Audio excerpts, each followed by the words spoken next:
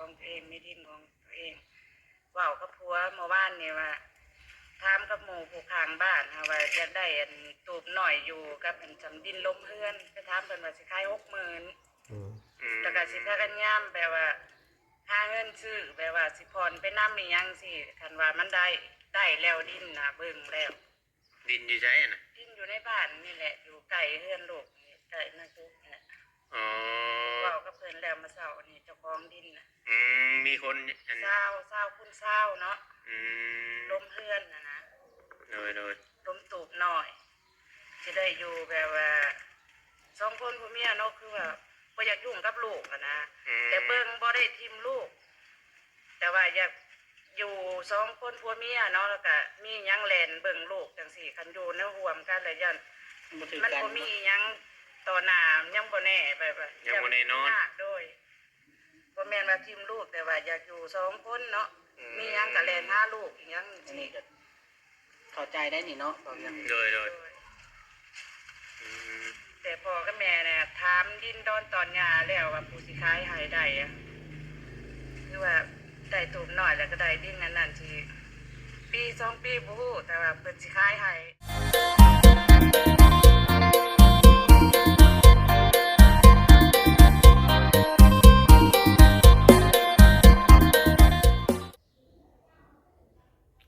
มาเพียงเนาะกราบทักทายสบายดีพ่อแม่พี่น้อง FC ฮักเพลงเบิดสู่คู่สู่คนพี่น้องเอ้ยเนาะ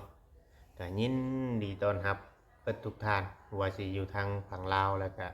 อยู่ทางฝั่งไทยอยู่ทางต่างประเทศเนาะเพียงเนาะยินดีเข้าสู่ช่อง YouTube ของเราใจเกินร้อยเพียง V2 อีกคือเก่าคือเดิมพี่น้องเอ้ยเพิ่มเติมก็อยู่ทางบ้านทางเฮือนเนาะเพียงเนาะหลังจากมาแต่ถ่ายคลิปเข้ามาแต่เว้นในมือนี่พี่น้องเนาะเราบ่ได้ไปหลายทางคือว่าจู่จงหรือว่าเจาะจงไปตามคำที่ผู้รักผู้ใหญ่เพิ่นบอกเนาะก็คือว่าไปหาทางพ่อน้องตุ๊กพี่น้องเนาะไปหาทางพ่อน้องตุ๊กก็คือเพิ่นอยากถามเนาะว่าสิอยู่เทพบ่นู่นนั่นนี่เห็นได้พี่น้องเนาะ จะมี FC หลายๆคนเพิ่นก็สนใจในเรื่องของตาจ้อยแน่เนาะเพียงเนาะทางเฮาก็เลยทางทีมงานหรือว่าหมู่ครูเนาะก็เลยพากันไปถ่ายคลิปเพิ่นพี่น้องเนาะไปถ่ายคลิปเพิ่นแล้วก็ถามเอาคำตอบเนาะที่พระผู้ใหญ่เพิ่นอยากให้ถามน้องเนาะทางเฮาก็เลยพากันเฮ็ดพี่น้องเฮ็ดคลิปเนาะแต่ก็บ่ได้รบกวนเวลาเพิ่นหลายหรอกพี่น้องเนาะเพราะว่าเฮาก็ฮู้อยู่เนาะทางเพิ่นไปเฮ็ดเวียกเฮ็ดงานทางเพิ่นก็เป็นคนหาเช้าหากินไปวันๆนะพี่น้องถ้าว่าเฮาสิถ่ายคลิปหลายก็เกรงใจเพิ่นเนาะเพียงเนาะก็คือทางทีมงานนี่เข้าไปนี่จุดประสงค์นี่ก็คือว่าอยากจะช่วยเพิ่นนั่นแหละพี่น้องเนาะเฮ็ดคลิปเนาะเฮ็ดคลิปอยากจะช่วยเพิ่นให้ทางผู้ใหญ่ใจดีเพิ่นเห็นเนาะแล้วก็ FC บางคนก็ว่าอาจจะบ่เห็นดีเห็นควรนำแบบว่าอันนั้นพี่น้องอาจจะบ่เห็นดีเห็นควรนำแบบว่าเราเคยมีประวัติเสียเนาะประวัติเสียคือว่าเราขายดินพี่น้องเนาะเราขายดินตอนนั้นตอนที่ทางผู้รักผู้ใหญ่หรือว่าทางบ่เตียงมันซื้อให้อยู่วัดดงมะเงี้ยวหันพี่น้องเนาะทางพ่อจ้อยเนาะก็เลยว่ามีดินแล้วก็ยังขายเนาะเพียงเนาะพี่น้องตัวนั้นก็อาจจะเป็นเหตุจำเป็นเนาะคือเราได้เล่ามาเนี่ยพี่น้องเนาะเหตุจำเป็นก็คือจังว่าเราได้เล่ามาทางญาติพี่น้องคือทางเงินเมกองนางเตนี้เพิ่นให้ขายเฮ็ดบุญเนาะมันเหิงมันนั่นแล้วนะพี่น้องเพิ่นอยากให้เฮ็ดบุญเฮ็ดศีลมันจกขึ้นหมอกซอกบ่เข้าเนาะก็เลยพากันตัดสินใจขายดินตนที่ว่าอยู่บ้านหนองมะเงี้ยวหัน ก็ได้ขายไปแล้วในราคา50,000บอกเพิ่นว่าในเฮาก็ถามไปแล้วล่ะพี่น้องน้อยเรื่องดินเรื่องดอนเนาะเพราะว่ามีทางผู้รักผู้ใหญ่เพิ่นให้ถามมีแต่ให้ถามตลอดพี่น้องเนาะก็คือมื้อนี้ก็เพิ่นเข้าให้ถามว่าสิอยู่หรือสิไปแบบใดเนาะหรือว่าสิอยู่แท้บ่ถ้ามีคนมาอยู่แท้เพิ่นสิตัดสินใจสิเจาะน้ำให้อันนี้นะเพิ่นก็ยังให้ถามอีกคือเก่าเนาะเพียงเนาะทางทีมงานก็เลยพากันลุยไปถามทางกันหมดนี้กับผัวเรามื้อนี้เนาะถามทางพ่อจ้อยนี่บ่จักหยังอ้ำอึ้งๆเนาะพี่น้อง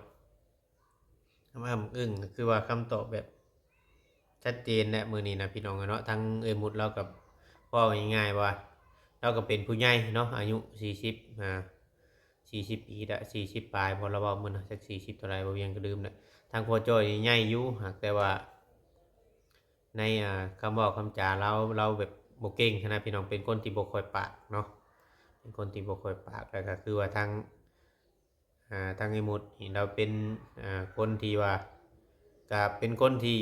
เก็บโตวอยู่คนเดียวบ่ค่อยชุมชิมกับคนหากแต่ว่าถ้าเว้านี่เราก็สิเว้าจามีเหตุผลแหน่จักหน่อยเนาะถ้าเว้าจานี่ก็เราจะบ่อยู่หันเนาะเพียงเนาะเราจะบ่อยู่หันตลอดเนาะไล่คำตอบมาจากเราจะบ่อยู่หันตลอดเพราะว่ามันเป็นดินดอนตอนหญ้าของลูกหนึ่งมาในอนาคตเนาะอันนี้ไผก็มองบ่เห็นหนึ่งมาในอนาคตไผก็มองบ่เห็นได้เพราะว่าทาง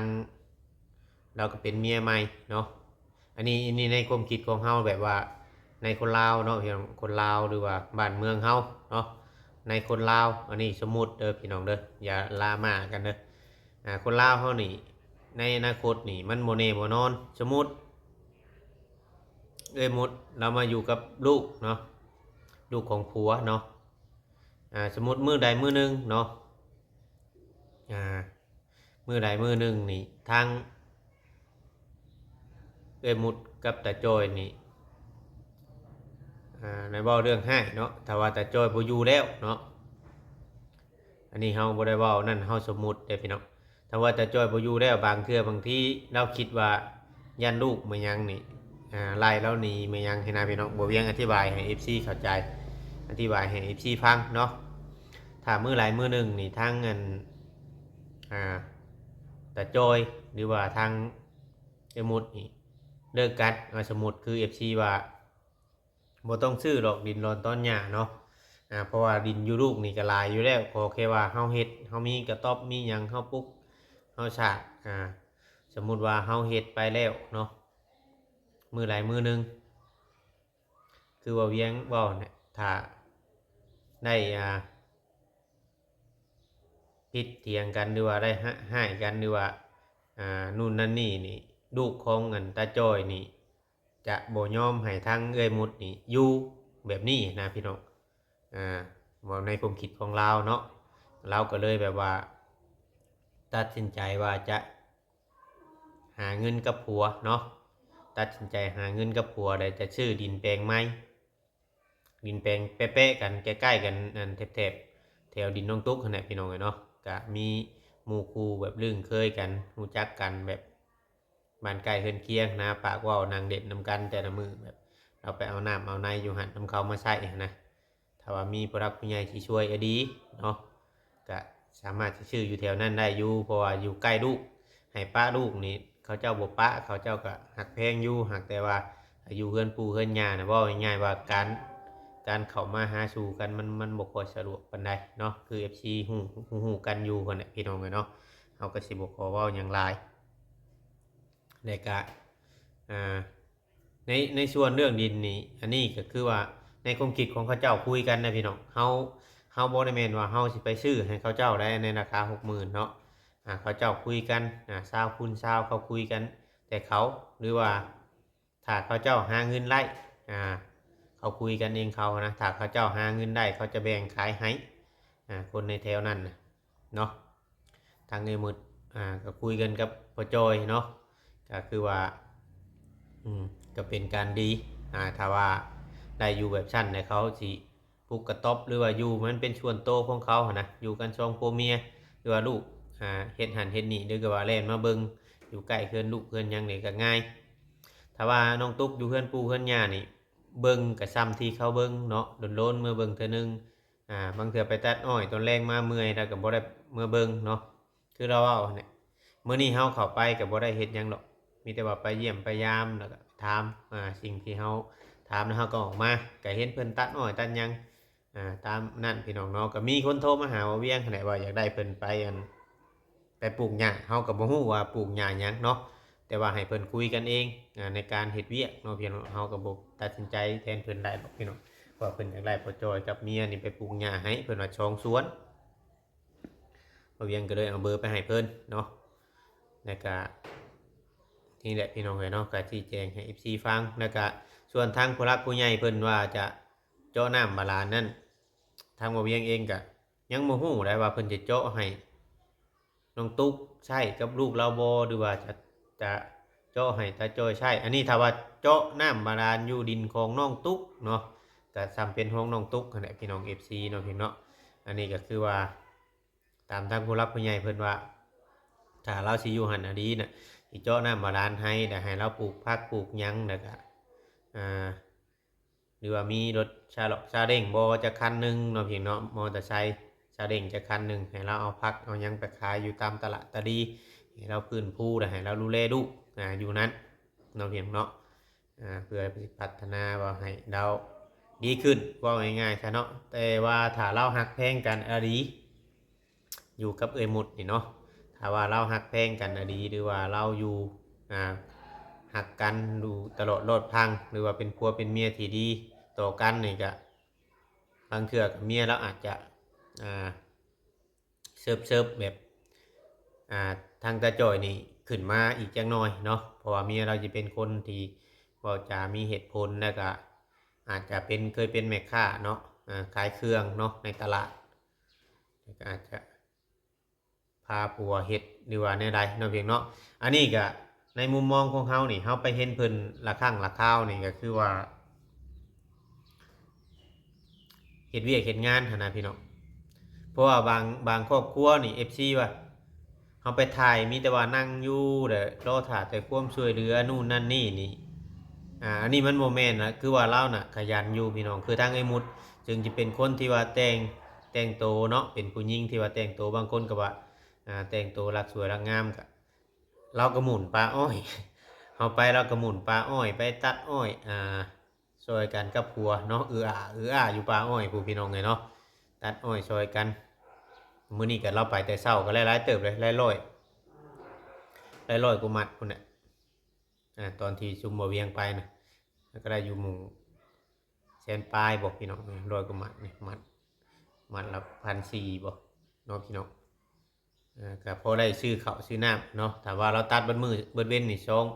งคนก็สิได้ประมาณ400 500เนาะ400 500เงิน400ประมาณ400นี่แหละพี่น้องเนาะเงินไทยเนาะ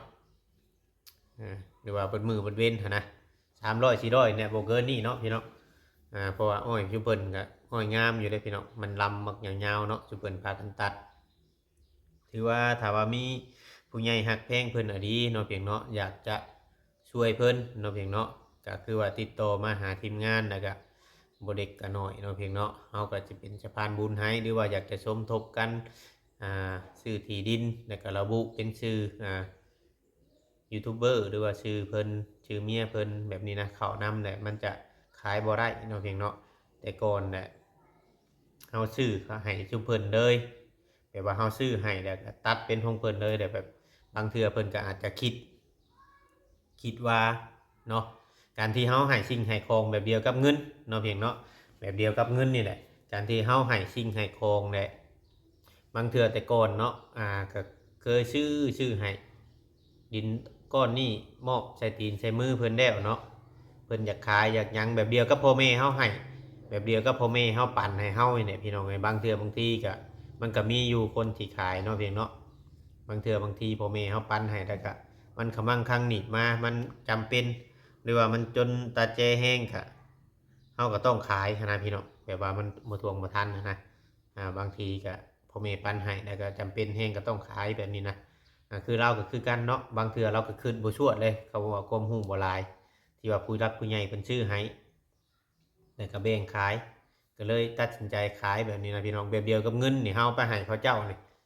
เด้อเงินผู้ใหญ่เพิ่นเอามาให้เด้อนี่เนาะอยากกินหยังก็ซื้อกินพี่น้องเอ้ยอยากกินหยังก็ซื้อกินโดยที่บ่คิดแบบว่าฮู้จักแบบนู่นนั่นนี่หั่นแหละพี่น้องเนาะบางเทื่อเฮาก็คิดไปแบบนั้นก็มีอันนี้ก็บ่ให้ว่ากันเนาะเพียงเนาะก็ให้อันอีกส่วนหนึ่งก็ FC เดี๋ยวนี้ก็เพิ่นก็อยากขอร้องหรือว่าอยากวิงวอนแบบผู้รักผู้ใหญ่เนาะซื้อให้เราว่าอีกส่วนหนึ่งเพิ่นก็ว่ายันเราขายเนาะเพียงเนาะและอีกส่วนหนึ่งก็ว่าถ้าเราไล่ดินใหม่ตอนใหม่นี่ก็ใส่ซื้อเราซื้อเมียเราก็ซื้อยูทูบเบอร์แล้วก็ให้เราพัฒนาตัวเองหรือว่าปลูกผักปลูกหญ้าขายแล้วก็บางเทื่อบางที่น่ะถ้ามียูทูบเบอร์เข้าไปถ่ายบ่อยๆแล้วก็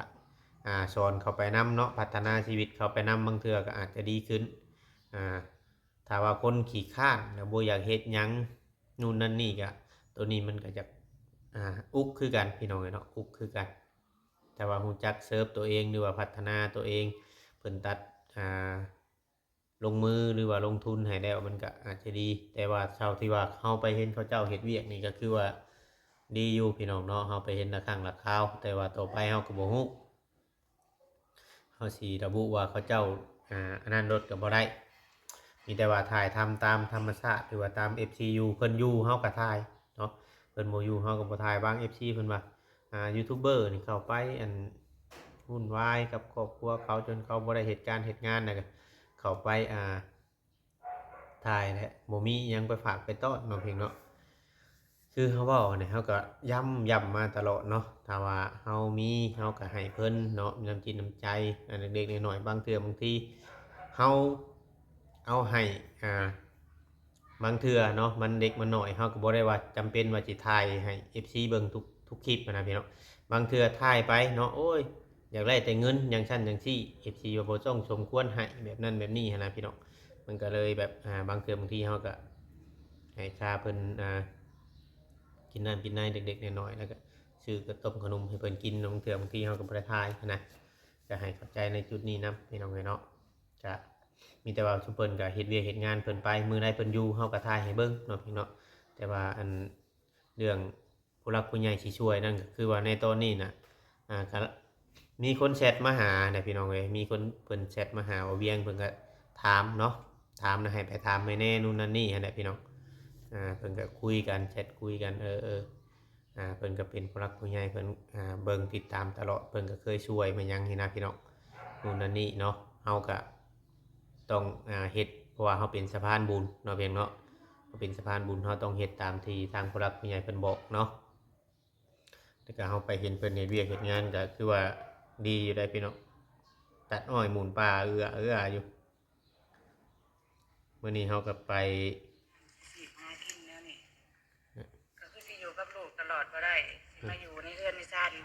ตลอดบ่ได้คือสิไปเรื่อยๆแต่ว่ามีบ้านเป็นของตัวเองมีดินของตัวเองเว้ากับผัวเมื่อวานนี่ว่าถามกับหมู่ผู้ข้างบ้านว่าอยากได้ตูบน้อยอยู่กับจำดินลมเฮือนไปถามเพิ่นว่าสิขาย 60,000แล้วก็สิพากันยามแบบว่าหาเงินซื้อแบบว่าสิผ่อนไปนำอีหยังสิคันว่ามันได้แล้วดินน่ะเบิ่งแล้วดินอยู่ไสน่ะดินอยู่ในบ้านนี่แหละอยู่ใกล้เฮือนลูกนี่ใกล้นั่นคืออ๋อ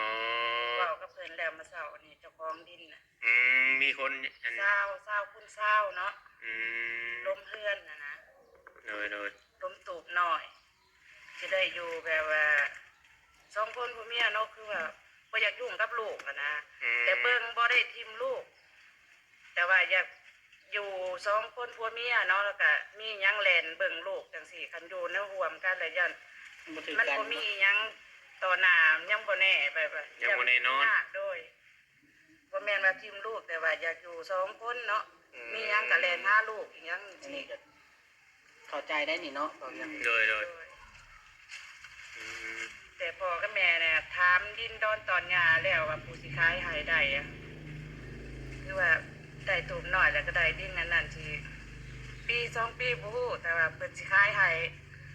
60,000คุยกันแล้วเรื่องดินเนาะ อันนี้นะ เพิ่นเว้าว่าคำว่า